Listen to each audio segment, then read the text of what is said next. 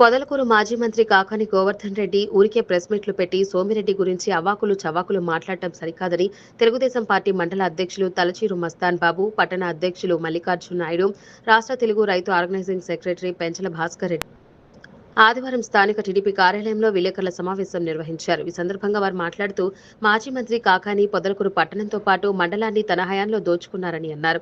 తన తండ్రి పేరిట తన సొంత తోడేరు పంచాయతీలో కాకాని రమణారెడ్డి గార్డెన్స్ పేరుతో ఏబీసీ విభాగాలుగా 3 లేఅవుట్లు వేస్తే ఒక్కదానికి కూడా ఒరిజినల్ అనుమతులు లేకుండా నకిలీ పత్రాలను సృష్టించారని అన్నారు. అక్రమ లేఅవుట్ల మీద సంపాదించిన డబ్బుతోనే కరోనా ప్యాలెస్ కట్టుకోగలరని అన్నారు.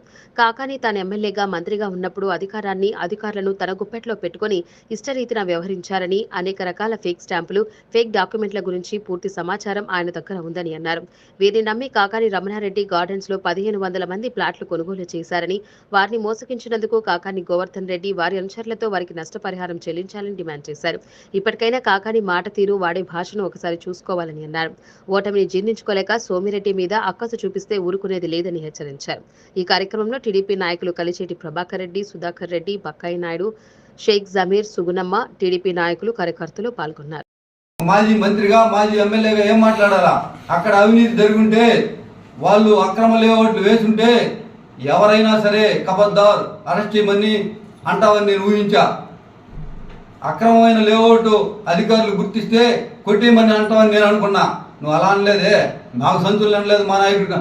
మేము సంచులకు పాల్పడితే మాకు సంచులే కావాలనుకుంటే నీవు సొంతంగా ఏడ్చుంటే ఏం నెట్ వస్తాయి? నువ్వు నీ భాగస్వామ్యంతో, నీ పెట్టుబడితో ఆ కేఆర్ఆర్ లేఅవుట్ నీ తండ్రి పేరుతో వేశారు. నీ తండ్రి పేరుతో లేఅవుట్ వేస్తుంటే దానికి అనుమతులు ఉన్నాయా? పేద ప్రజలు, మధ్యతరగతి వాళ్ళు ప్లాట్లు కొనుక్కుంటారు కదా, కొనుక్కొని నాశనం అయిపోతారు కదా, నా సొంత పంచాయతీ కదా అని ఒకసారి మీ తండ్రి పేరు పెట్టినప్పుడైనా నువ్వు ఆలోచిలా దీనికి అనుమతులు ఉన్నాయా లేవా అని? ఒక్క అనుమతి ఉందా? నేను సవాల్ చేస్తున్నా. నీకు ధైర్యం ఉంటే ఆ కేఆర్ఆర్ లేఅవుట్కి అనుమతులు ఉన్నాయంటే, అనుమతులు లేవని నేను తెస్తా. ఒక్కొక్క లేఅవుట్ ఏబిసి అని 3 వేశారు. ఒక్కదానికైనా నిజమైన అధికారులు సంతకం పెట్టుంటే, నిజమైన అధికారులు సంతకం పెట్టిన అప్రూవల్ ఉండుంటే, అది న్యాయబద్ధమైందైతే రా నువ్వు ఎత్తుకొని, మేము వస్తూ ఎత్తుకొని విచారణ జరిపించండి. ఆ లేఅవుట్లో ప్లాట్లు కొన్న 1700 మంది కస్టమర్లకి న్యాయం చేయమంటుండా. మాట్లాడాల్సినటువంటి తీరు మరిచిపోయి నీకు వచ్చినటువంటి రేపు ఎప్పుడు నీ మెడకు చుట్టుకుంటుందో రేపు ఈ ఉరేని ముందుగానే అవినీతి మొత్తం మా నాయకుడి మంది చేస్తున్నావు. మేము అవినీతికి పాల్పడలేదు. పొదలకూరులో ప్లాట్లు కొన్నారు, తోడేరు పంచాయతీలో ప్లాట్లు వేస్తున్నారు. ఈరోజు సగం పొదలకూరు పంచాయతీ తోడేరులో ఉంది. తోడేరులో ప్లాట్లు కొంటే కోట్లాది రూపాయలు పెట్టి కొన్నటువంటి వాళ్ళు నీ అనుమతి లేని ఎవరు అక్కడ ఇల్లు కట్టుకునేదానికి ఇలా. ఎందుకంటే అలా తయారు చేసావు. ఒక్కదానికి పంచాయతీ అప్పులు కూడా ఇవ్వాలి. నువ్వు ఎవరన్నా బెటర్మెంట్ ఛార్జీ కడితే నీ పంచాయతీలో నువ్వు కట్టించుకోవు. నెల్లూరు రోడ్డు పడిగేదా ఇల్లు కట్టకుండా, సంగం రోడ్డు పడిగేదా, మనుగోలు రోడ్డు పడిగేదా జనాలు ఎందుకు ఇల్లు కట్టుకుంటారో తెలుసా? నువ్వు కట్నీకే, నీ పంచాయతీలో బెటర్మెంట్ ఛార్జీలు కట్నీకే. మొత్తం పొదలకూరిని నీ చెప్పు చేతుల్లో పెట్టుకోవాలని కుట్రబండావు. అందుకే ఒక్క అనుమతి లేకుండా లేఅవుట్లు వేస్తే నువ్వు కళ్ళు మూసుకొని చూస్తున్నావు. ప్రజలు కళ్ళు తెరిచే రోజులు వచ్చాయి. నీ ఇంటి మీదకి తిరగబడే రోజులు వచ్చాయి.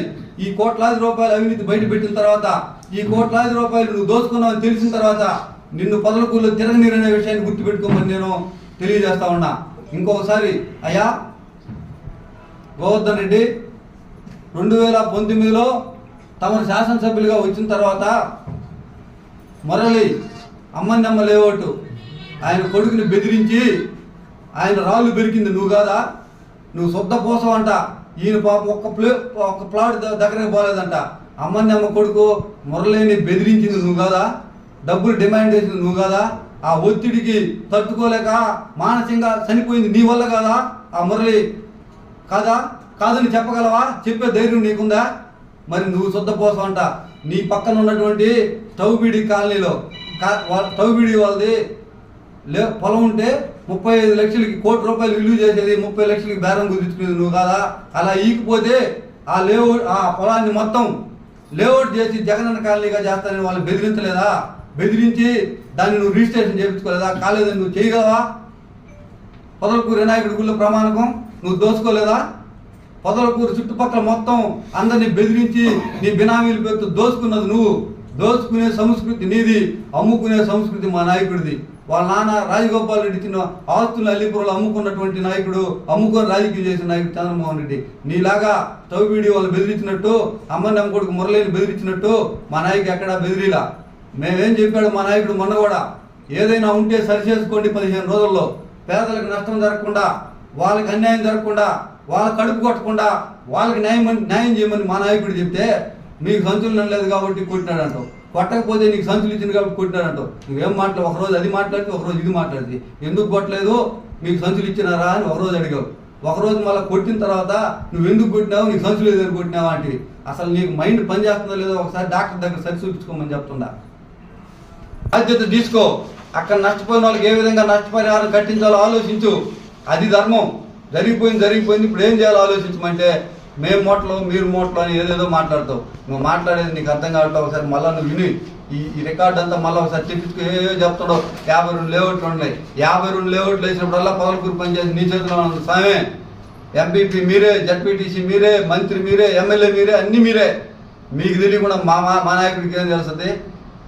నా లాభం వస్తే నీది అల్లీపురం అంటావు, ఏదన్నా నష్టం వస్తే నీది పొదలకూరు అంటున్నావు. ఒకసారి గుర్తుపెట్టుకో, నేను స్థానికుడిని, నేను పొదలకూరు అంటివి. నీ పొదలకూరులో అవినీతి జరిగితే చంద్రమోహన్ రెడ్డి చేసినట్టువి. ఆ మాటకి ఏమైనా పొంతన ఉందా? ఎన్నికల్లో నేను స్థానికుడిని, నేను పొదలకూరు వాడిని, ఈ పొదలకూరు నేనే కాపాడుతాను అన్నావు. ఇప్పుడు ఏమంటాడు, కోర్టులు నష్టపోయినరు, అనేక లేఅవుట్లు అక్రమాలు అయిపోయినాయంటే అది చంద్రమోహన్ రెడ్డి వల్ల జరిగింది అంటున్నాడు. అల్లీపురంలో వేస్తే నువ్వేం చేస్తున్నావు, నీ ఇడుచుతున్నావు. అల్లీపురంలో లేఅవుట్ వేస్తే మా నాయకుడు కోర్టుకు పోయిండు, ఇరిగేషన్ పంపించాడు, ఎక్కడ ఉన్న కాలువలు తీపించాడు. మేము నిజాయితీగా పనిచేస్తున్నాం. నీ ఇంట్లో తోడేరులో నీ ఇంట్లో లేఅవుట్ వేస్తే నువ్వేం చేసినావు నేను అడుగుతున్నా. ఇప్పుడు నువ్వేం చేస్తున్నావు, నువ్వు ఎందుకు అడగలేకపోయినావు వాళ్ళని అంటే నీ అనుసూయులు నీకు ముడుపు అయింది కాబట్టి నువ్వు దాన్ని ప్రస్తాపన చేయలే. ఇలా ముడుపు రాలేదు కాబట్టి నీకు ఆ ముడుపులన్నీ పక్కకు పోతాయేమోనే నువ్వు దండుకున్న అలవాటు ఉంది కాబట్టి ఇలా ఆ ముడుపులన్నీ పక్కకు పోతాయి, ఈ ముడుపులన్నీ నాకే రావాలనే ఆలోచనతో నువ్వు ఇవన్నీ మాట్లాడుతున్నావు. అంతేగాని నువ్వు ఎవరిని బాగుపడాలా, ప్రజల్ని బాగుపరచాలనే ఆలోచన నీ కాదు లేదు. ఇంత దారుణంగా పర్మిషన్ లేకుండా 40 లేఅవుట్లు పొదలకూరులో వేస్తే మీరేం చేస్తున్నారు? 5 సంవత్సరాలు జిల్లా పరిషత్ చైర్మన్ గా చేశావు, 10 సంవత్సరాలు ఎమ్మెల్యేగా చేశావు. ఏం చేసినట్టు నువ్వు నేను చేసినానని మాట్లాడావు. ఈ 17 సంవత్సరాల్లో ఏదన్నా నీకు తెలియకుండా ఏమన్నా జరిగిందా పొదలకూరు మండలంలో? ఇలా మాటకు వస్తే ఆయన ఇలా మాట్లాడలేకపోయింది అనుకో, పొత్తులు వస్తూ ఇదేనా రా ప్రామాణికం చేద్దాం, రా అడిగిపోదాం, ఏడకపోదాం అని పిలవడమేనా? దాని తారతమ్యం అనేది లేదా?